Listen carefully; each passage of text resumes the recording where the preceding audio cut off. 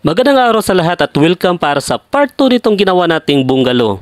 Sa part 1 nitong video, sinabi ko na electrical installation ang next, pero medyo kinapos kami sa pera. Nagpalit yun kasi kami kahit walang okasyon. Yan po ang wife ko na napaka-supportive sa akin.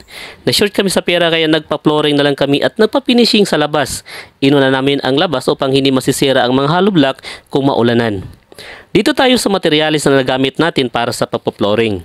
Una, nakapagpa-deliver tayo ng wash sand na 4 na cubic, Portland cement 32 bags, graba na 3/4, isang cubic, corrugated bar na 9 mm, 46 length, tire wire na number 16, 4 kilos. So ang total cost sa materials ay umaabot ng 16,600. At tungkol naman sa labor, ang labor po nito ay 5,000, kasama na po nito ang snacks. So, ang total po na nagastos para lang sa pagpa-flooring ay umaabot ng 21,600 pesos. So, dito naman tayo sa pagpe-finishing sa labas. Una, nagpa-deliver tayo ng fine sand na 3 cubic.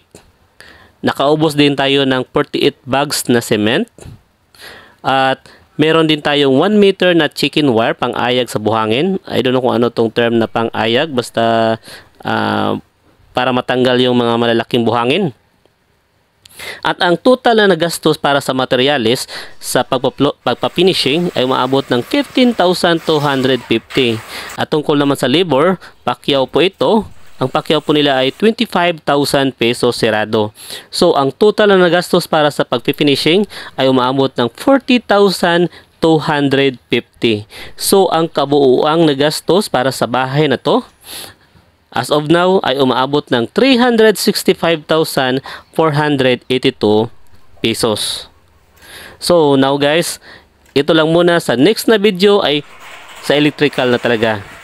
So, maraming salamat po sa panonood niyo at samahan niyo ako hanggang matapos po ang bahay na to. Once again, maraming salamat at see you in my next video.